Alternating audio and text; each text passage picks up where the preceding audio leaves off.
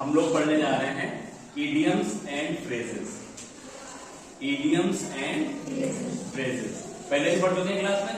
Idioms and phrases क्या होते हैं?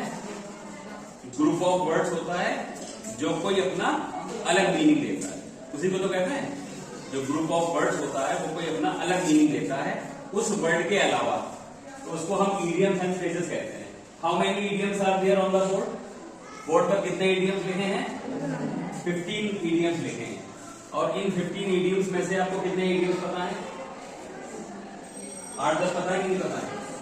लिखा चुका ना पहले भी, तो कुछ तो आपको पहले से पता होंगे। कुछ इडियम्स ऐसे होंगे जो आपको पहली बार देखने को मिलने होंगे, बिल्कुल नए होंगे। तो मैंने ऐसा इसलिए किया ताकि पिछला वाला आपका क्या हो जाए, रिवीजन हो जाए, और जो नए जो मिले हैं आपको वो आपको याद हो जाए। ये सारे ही इडियम आपकी बोर्ड एग्जाम में पूछे गए। मैंने आज जो है इनको जो छांटा है ये आपके लास्ट ईयर के क्वेश्चन पेपर से छांटा है, बोर्ड एग्जाम में आपके पूछे गए, तो उस तरीके से करना है। अब हम देखिए हर इडियम को इंडिविजुअली इसका मीनिंग समझेंगे, इंग्लिश और हिंदी दोनों में। दोनों में क्यों समझेंगे? क्योंकि जब हिंदी में पता होगा तो हमें याद भी रहेगा। इंग्लिश में इसलिए समझेंगे क्योंकि बोर्ड एग्जाम में हिंदी मीनिंग नहीं लिखा जाता, वहां पे आपको इंग्लिश टू इंग्लिश मीनिंग ही देना पड़ता है। इससे हमारी वोकेबलरी भी बढ़ती है। और उसके बाद हम क्या करेंगे, हर इडियम को अपने एक सेंटेंस में यूज करेंगे, हमारा यूज भी होगा। तो यूज करने से हमें यूज से पता चलेगा, हमें इस्तेमाल करना आएगा कि कैसे इडियम को यूज करते हैं। Should we start now? Okay, अब देखिए पहला है इडियम हमारा to pay off old scores. पहला इडियम क्या है हमारा? To pay off old scores. अब हर चीज पे बहुत ही माइन्यूटली ध्यान देना है आपको। ये जो पे ऑफ वर्ड आया है ये अलग से फ्रेजल वर्ब की तरह भी यूज होता है। अलग से अगर आप खाली इस फ्रेज को यूज करेंगे पे ऑफ, तो इसका मतलब होता है हिसाब चुकता करना, अपना हिसाब बराबर करना, अपना लेन देन बराबर करना। समझ में आ रही है बात? और जो ओल्ड स्कोर्स वर्ड है इसका मतलब होता है पुराना हिसाब। तो पूरे ये इडियम का मीनिंग क्या निकल कर आया? पुराना हिसाब चुकता करना, पुराना हिसाब बराबर करना। समझ में आ रही है बच्चों मेरी बात? To pay off old scores को फिर इसका मीनिंग पहले इंग्लिश में लिखेंगे, फिर इसका हिंदी मैंने आपको बता दिया। आपको कॉपी में हिंदी वाला मीनिंग में लिखना पड़ेगा। मैं यहाँ पे हिंदी में नहीं लिखूंगा, मैं सिर्फ इंग्लिश में लिखूंगा। लिख लीजिए पुराना हिसाब चुकता करना, और इंग्लिश में लिखेंगे to settle old dispute. English वाला मीनिंग हुआ इसका to settle old dispute, to settle down old dispute. ये इसका इंग्लिश मीनिंग हुआ। हिंदी में लिखेंगे पुराना हिसाब चुकता करना। अब इसको अगर हम सेंटेंस में यूज करेंगे तो कैसे यूज करेंगे सेंटेंस में?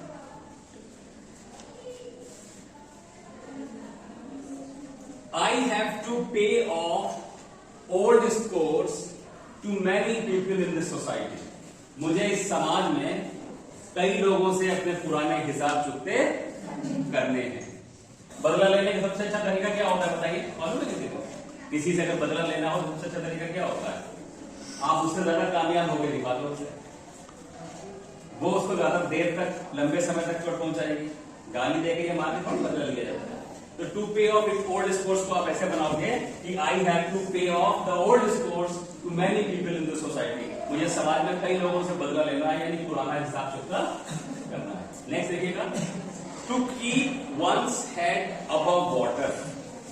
देखिए पानी में आप पैरों से लेके और आप पूरे डूब जाएंगे, सिर्फ आपका सर इतना ऊपर रहे, आप सेफ रहेंगे ना, सुरक्षित रहेंगे। क्यों? क्योंकि हम सांस जब लेते हैं तो हमारी ये नाक जो सांस लेने की जगह है वो तो कम से कम सेफ है।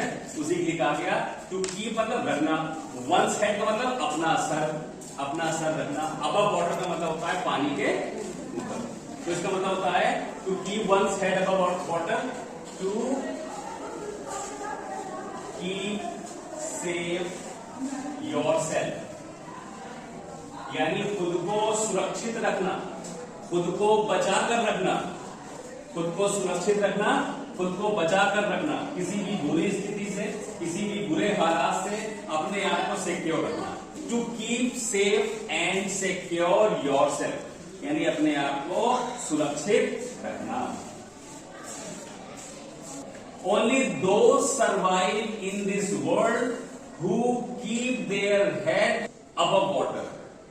इस दुनिया में, इस विश्व में केवल वही अपने आप को सर्वाइव कर पाते हैं जो अपने सर को पानी से ऊपर रखते। इज दैट क्लियर और नॉट? अगला देखिए, to put a spoke in one's wheel. Wheel किसे कहते हैं? साइकिल का या बाइक का जो पहिया होता है, या कार का जो चक्र होता है, पहिया होता है। और स्पोक कहते हैं तीली। पहिए में क्या लगी होती है? तीलियां लगी होती है। To put a spoke in one's wheel, यानी किसी के पहिए में, चलती हुई गाड़ी में अगर आप किसी के तीली लगाओगे तो क्या होगा? अवरोध होगा, बाधा आएगी, गिरेगा वो, या गाड़ी रुकेगी, कुछ ना कुछ होगा ना उसमें। तो इसका मतलब ये होता है किसी की योजना को बाधा। Put a spoke in one's wheel का मतलब क्या होगा? किसी की योजना में बाधा पहुंचाना। मान लीजिए किसी ने अपनी कोई योजना बना रखी है, किसी ने कोई प्लानिंग कर रखी है, और आप उसकी प्लानिंग को फेल करने में लगे हुए हैं कि किसी भी तरीके से इस बंदे की प्लानिंग हम फेल कर रहे हैं। He is putting a spoke in your wheel. Your neighbor is putting a spoke in your wheel. Your relative is putting a spoke in your wheel. आपका रिश्तेदार, आपका पड़ोसी, आपका संबंधी, आपका सगा, आपका साथी, आपका सगा क्या कर रहा है? वो आपकी योजना को प्रभावित कर रहा है, आपकी योजना में बाधा पहुंचा रहा है। ठीक है, इस तरीके से हम इसको यूज कर सकते हैं। अगला देखिए, on tenterhooks. English meaning लिख लीजिए, to fail somebody's plan, to plan somebody's plan, किसी की योजना को असफल करना। टू फेल somebody's plan, किसी की योजना को असफल करना, बाधा पहुंचाना। अब देखिए नेक्स्ट है ऑन टेंटर हुक्स। ये इडियम आपके लिए नया हो सकता है, ये शायद मैंने आपको फर्स्ट टाइम बताया है। On tenterhooks, on tenterhooks का मतलब होता है बच्चों चिंतित होना। टू बी एंक्शियस, देखिए ये वर्ड आपने पढ़ा होगा, to be anxious, ANXIOUS, to be anxious, चिंतित होना, फिक्रमंद होना, किसी के लिए बहुत ज्यादा वरीड होना, that is called on tenterhooks. Parents are always on tenterhooks for their children. माता पिता अपने बच्चों के लिए हमेशा चिंतित रहते हैं, फिक्रमंद रहते हैं, एंक्शियस रहते हैं। ये सच है कि नहीं है?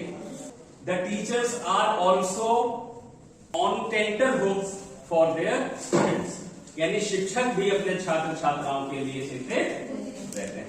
इज दैट ट्रू और नॉट? सच्ची है बात ये। अगला देखिए, to gird up the loins, to gird up the loins. अब आप एक बात पर ध्यान दीजिए, ये वर्ड को मैं पढ़ रहा हूं लॉयन। इस चीज का गौर करिएगा, आपको ये बहुत ज्यादा ध्यान देने वाली बात है। ये इसको मैं पढ़ रहा हूं लॉयन।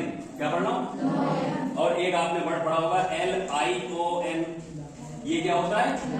इसको पढ़ते हैं लाइन। बोलिए लॉयन, लाइन, लॉयन, लाइन। क्या ये मामूली सफर का आपने कभी गौर करा इस चीज के ऊपर? इस लाइन का मतलब होता है शेर। जब हम लाइन कहते हैं तो शेर कहते हैं। और to gird up the lions, ये लॉयंस वर्ड है, इसका मतलब होता है कमर कस लेना। गर्ड अप द लॉयंस का मतलब क्या होता है? ये कमर के हिस्से के लिए आता है, कमर कस के बैठना। कहते हैं भाई कमर कस लो, कमर कस लो, बोलते हैं ऐसे। तो इसको सेंटेंस में अगर यूज करेंगे तो ऐसे करेंगे, now you should gird up your loins. Now there is a danger, you should gird up the loins. इसका मतलब तुम्हें कमर कस लेनी चाहिए, अब खतरा आ चुका। Is that clear? फिर अगला है टू बरी द हैशेट। नेक्स्ट क्या है? अच्छा, इसका इंग्लिश में लिखना है। To gird up the loins का मतलब होता है to be ready to be an unpleasant situation. Unpleasant situation, इसका मतलब बच्चों क्या होगा जो मैंने इंग्लिश में लिखा है? किसी अनप्लीजेंट सिचुएशन के लिए खुद को तैयार रखना, किसी ऐसी स्थिति के लिए तैयार रखना जो आपके फेवरेबल नहीं है, बल्कि आपके स्थिति के अनुकूल है, एडवर्सिबल है। Is that clear? चलिए, टू बरी द हैशेट। अब देखिए इडियम में अगर हमें मीनिंग मालूम चल जाए ऐसे डिफिकल्ट वर्ड्स की तो हमारे लिए बहुत आसान हो जाता है याद करना। हो जाता है, नहीं हो जाता है? हैशेट किसे कहते हैं? आपने एक वर्ड पढ़ा होगा AXEX, ये पढ़ा है कि नहीं पढ़ा है? एक्स कहते हैं कुल्हाड़ी को, पेड़ काटने के लिए यूज होती है, लड़ाई में भी उठा लेते हैं। भाई लकड़हारा है या कोई किसान है, उसके हाथ में अगर कुल्हाड़ी है और किसी से अगर पंगा हो जाए तो लड़ाई में वो ये थोड़ी ना कुल्हाड़ी रहती है तो पेड़ काटने की चीज है, तो वही उठा लेगा ना। तो यहाँ पे एक्स के लिए दूसरा वर्ड क्या होता है? हैशेट। Don't talk. क्या होता है वर्ड दूसरा? हैशेट। हैशेट का मतलब होता है कुल्हाड़ी।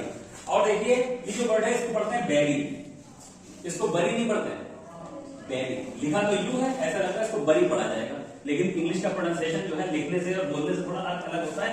इसको बोलिए मेरे साथ, टू बैरी द हैशेट। इसका मतलब होता है जो आपके हाथ में कुल्हाड़ी है उसको दफना दो। बैरी का मतलब होता है दफना देना। मुर्दा होता है, लाश होती है, उसको क्या करते हैं हम? दफना देते हैं, जमीन खोद के अंदर गड़ा देते हैं। ठीक उसी तरीके से जब हमारे हाथ में जो हथियार है या औजार है, जब हम उसे जमीन के नीचे गड़ा देंगे, दबा देंगे, दफना देंगे, तो इसका मतलब हमारा झगड़ा automatic to finish the quarrel. ये इसका मीनिंग निकल कर आया। पूरी स्टोरी मैंने आपको इसलिए सुनाई ताकि ये वर्ड जैसी आएगा आपको पूरी स्टोरी भी याद आ जाएगी। इज दैट क्लियर और नॉट? तो लिख दीजिए to stop the quarrel. To stop the quarrel यानी कि झगड़ा समाप्त कर देना, लड़ाई खत्म कर देना। That is called to bury the hatchet. अब इसको सेंटेंस में कैसे यूज करेंगे? Rajan and Rajiv are the enemies of each other. वो एक दूसरे के दुश्मन हैं, but now they decided to bury the hatchet. लेकिन अब उन्होंने निर्णय लिया है कि वो झगड़े को समाप्त कर देंगे। Now they decided to bury the hatchet. बस यह ध्यान से सुनिए और समझ लीजिए। एक बार समझ में आ गया फिर तो आपको कोई भी सेंटेंस बता। अब देखिए लिप सर्विस। लिप सर्विस यानी होठों से हम दूसरों के प्रति क्या है? कृतज्ञ हैं, एहसानमंद हैं, उनके शुक्रगुजार हैं, उनको थैंक्स बोलने वाले हैं, लेकिन काम आने वाले नहीं है, खाली मुंह की मोहब्बत है बस। तो मैं बोलूंगा Narayan page only the lip service, यानी नारायण तो सिर्फ मुंह की मोहब्बत दिखाता है, उसे सिर्फ होठों से बोलना होता है, उसे हाथ पैरों से काम करना नहीं है। तो ऐसी सर्विस को, ऐसी सेवा को क्या कहलाती है? वो लिप सर्विस। किसी को नाराज भी नहीं करना है। ऐसे लोग होते हैं ना सोसाइटी में, नाराज नहीं करेंगे वो आपको, वो कहेंगे हाँ हाँ हो जाएगा सर, कैसी बात करेंगे, अरे सर आप तो सर है हमारे, आपके लिए होगा, लेकिन वो काम नहीं करेंगे वो आपका। That is called a lip service. We should not only pay the lip service but we should also do something for others. हमें केवल दूसरों के लिए लिप सर्विस नहीं करना चाहिए बल्कि उनके काम भी आना चाहिए। तो लिख देंगे टू शो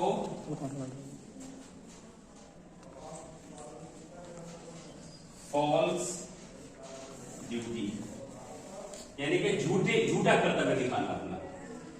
टू पे फॉल्स ड्यूटी। ठीक है, फिर देखिए नेक्स्ट आता है इस सीरीज में word part and parcel. Part and parcel. Part and parcel का मतलब बच्चों लिखा चुका हूं मैं आपको पहले, अगर आपको याद हो बताइए क्या होता है meaning of part and parcel? आवश्यक, वेरी गुड। इसका मतलब होता है आवश्यक, यानी इंग्लिश में लिखेंगे एसेंशियल। क्या लिखेंगे? जरूरी, अनिवार्य। एक वर्ड मैंने आपको बताया था मैंडेटरी। क्या बताया था? मैंडेटरी। कि every teacher must be in a formal dress. हर शिक्षक को औपचारिक परिधान में आना है विद्यालय। This is the part and parcel for a teacher, यानी this is necessary for a teacher. शिक्षक के लिए आवश्यक है, अनिवार्य है। समझ में आ रहा है? नेक्स्ट देखिए, यहां पर से मैं इसको डिवाइड कर दे रहा हूं ऐसे करके, ऐसे। अब देखिए यहां से स्टार्ट होता है नाइन्थ वाला, अ फूल्स पैराडाइज। अ फूल्स पैराडाइज। फूल का मतलब क्या होता है? बेवकूफ। पैराडाइज क्या होता है? स्वर्ग, यानी कि बेवकूफों का स्वर्ग, मूर्खों का स्वर्ग। जैसे आपकी मेहनत करने की उम्र है, पढ़ने की उम्र है और आप पढ़ नहीं रहे हो, पूछा जा रहा है क्यों नहीं पढ़ रहे हो, मेहनत क्यों नहीं कर रहे हो, काम क्यों नहीं सीख रहे हो, जवाब मालूम क्या दे रहे हो? हमारे दादाजी की बहुत प्रॉपर्टी है, 100 बीघा खेत है, और वो प्रॉपर्टी वो सब हमारे लिए तो छोड़ जाएंगे। तो आप जो है इसका मतलब क्या कर रहे हैं, आप जो है सपनों में जन्नत के नजारे कर रहे हैं। तो आप में जन्नत के नजारे कर रहे हैं, यानी आपका जो स्वर्ग है वो आपकी कल्पनाओं में है, वो आपको मिलने वाला नहीं है। That is called a fool's paradise. आप बोल सकते हो he has a lot of confusion in his life, he has a fool's paradise, क्योंकि उसके सपनों में, उसके ख्वाबों में क्या है, एक झूठी अपनी जन्नत लिए घूम रहा है, झूठी खुशियां लिए घूम रहा है। ठीक है, तो मीनिंग लिख लीजिए, a fool's paradise, a false belief, a false belief. To die in harness,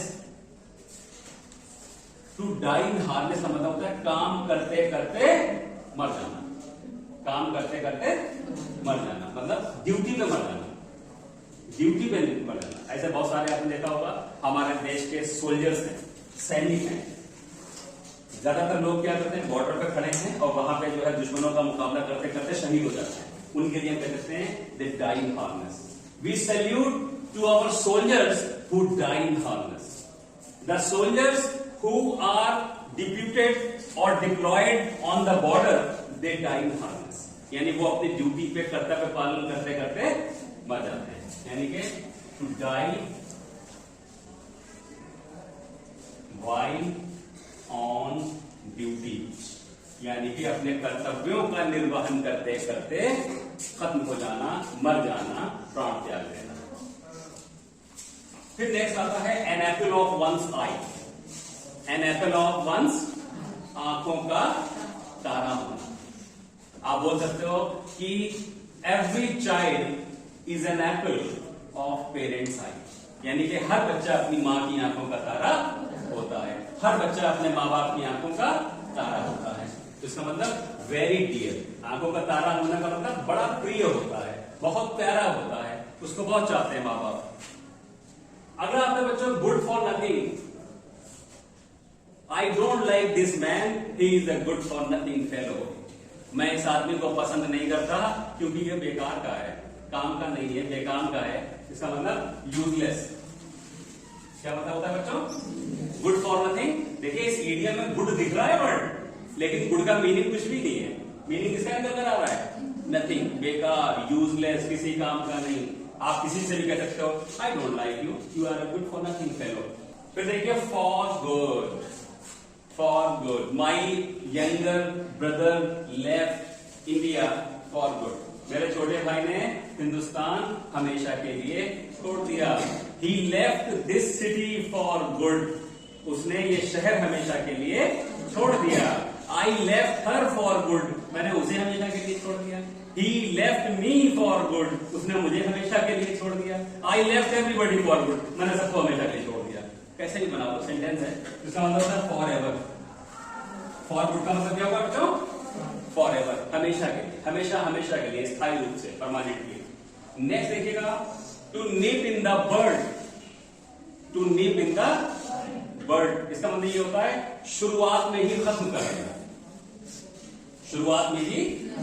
bad habits must nip in the bud, यानी बुरी आदतों को शुरू में ही खत्म कर देना चाहिए। इस बात में सच्चाई है कि नहीं है?